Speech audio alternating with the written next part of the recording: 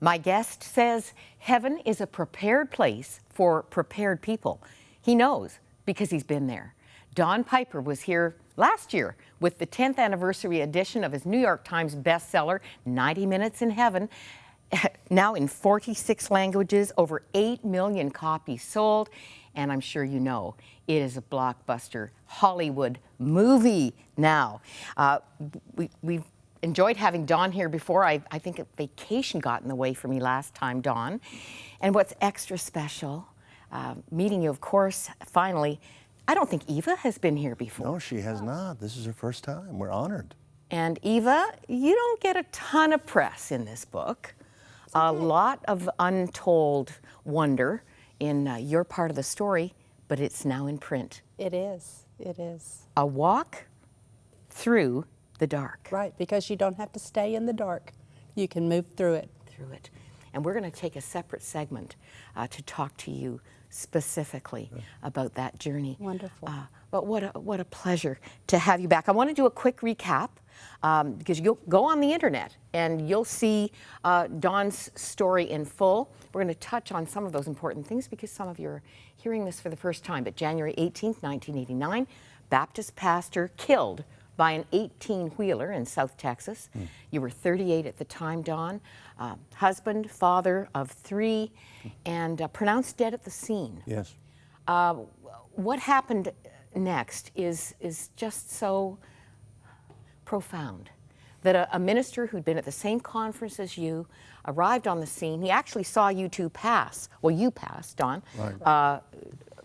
While he and his wife stopped for coffee. That's exactly right. God spoke to him. I think God's doing a lot more speaking than we are listening. Good point. And he was speaking that day when he said, "Pray for the man in the red car," which would have been me. And even though it wasn't part of his theology, he never really considered praying for someone dead. He knew that it was God, and so he was obedient, which of course is what God is always interested in. Now the 4 AMTs who had already pronounced you dead. Yes. One of them said to him, it's pretty bad. Yeah, gruesome under the Gruesome. truck. I Yeah. mean, this man God called to pray for you, Yes. had been a medic in Vietnam. Right, so- And still they said, you've never seen anything like this. No, and he was right. I had been dismembered. This arm was in the back seat of the car, and my left leg was on the floor, and my right leg was crushed. I was impaled on the steering wheel, so I had blood coming out of eyes and ears and nose. But it was dried because my heart had stopped beating. I was killed instantly. So he did crawl in the car from the rear. He couldn't come in the front.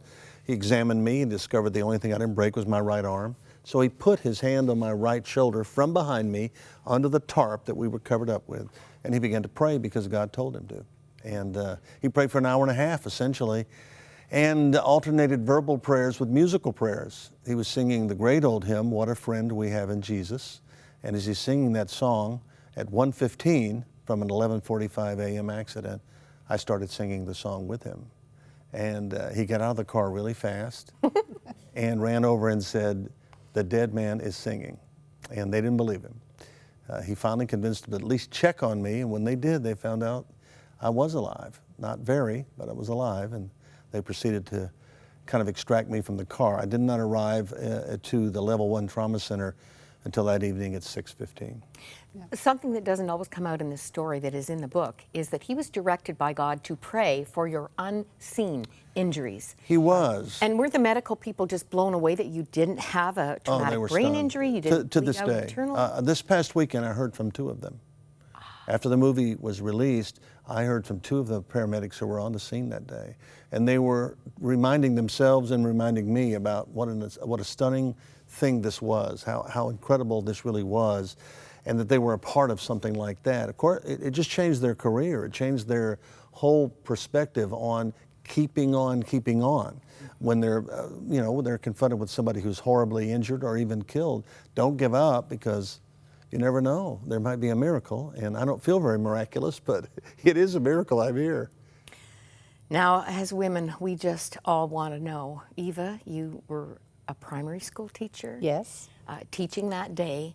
How did you get the news? One of our instructional aides came down to my classroom and informed me I needed to go to the office. Had no idea what was going on down there. When I walked in the door, the assistant principal got up, put her arms around me and said, "I'm so sorry. We've heard from the church Don's been in a very serious accident. That's all we know." So we started calling hospitals, trying to find out where he was, some more information. People from the church just started showing up to pray with me and just to stand there with me to kind of be my backup. We finally tracked him down in Huntsville Memorial, which is about 130 miles from where we were living, and they put the phone next to his ear so I could talk to him for a few minutes.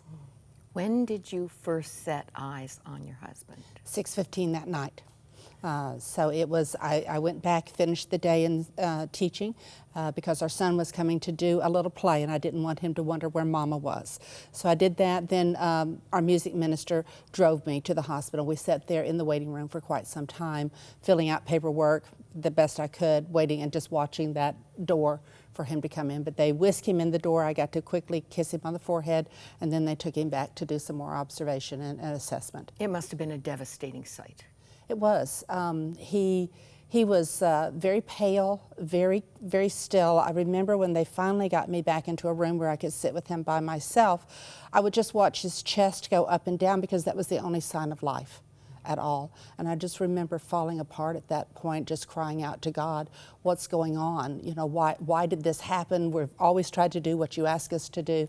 You know, why he was on his way to church. And God sent me the verse from Jeremiah, "For I know the plans I have for you." And I'm thinking, why that verse? But then the rest of the verses say, "Then you will call out to me and I will come and I will listen to you." And that's what I learned to do through this, is to really call out and listen to God. I've been reading an article talking about Kate Bosworth, who plays you in the movie. This has really impacted her, and is this the moment that was most stirring for her in trying to be you in that moment? Actually, yes. She was very moved by this. In fact, she asked me to do just a simple, phone recording of myself saying those verses because she wanted to keep it there on set with her. And she was the one that went to Michael, her husband, and said, "I really think we need to put these verses in because Eva leaned on these." And so it was through her insight and through God just speaking with her that those verses are actually incorporated into the movie. Right. Dawn, how long was it before you accepted God's will for you to return to earth? I would say months. I lay in the hospital bed there day in and day out, 34 operations. I was not given any hope that I would walk again, that I would be able to use my arm again. So I descended into an enormous depression on two levels, my physical and emotional condition, but also spiritually. I had seen heaven had it taken away from me. I lay in the bed every day and asked the same question of God, why did you let me see that and take it away from me? And one night I just hit the bottom, and I think there's one good thing that can happen when you hit the bottom, and that is you can push off. That morning I was kind of shaking my fist and saying, why did you let me see that, take it away from me? And God spoke to me. I also wanted to know why he couldn't send somebody here to help me understand how to get through these devices I was wearing, very painful. Sounded like a rack. Yeah, on your leg. they're bone stretching devices. They have to break your leg in another place and turn screws 4 times a day. And I was having just an enormous pity party, and God spoke to me through some music I was listening to. One of those songs is in the movie, the Imperial song, Praise the Lord. And he said, this is not about you. It's about me and what I can do through you now I can never do before the truck hits you. You need to turn your test into a testimony. You need to take your pain and find a purpose for it. And your purpose is to help other people find a new normal.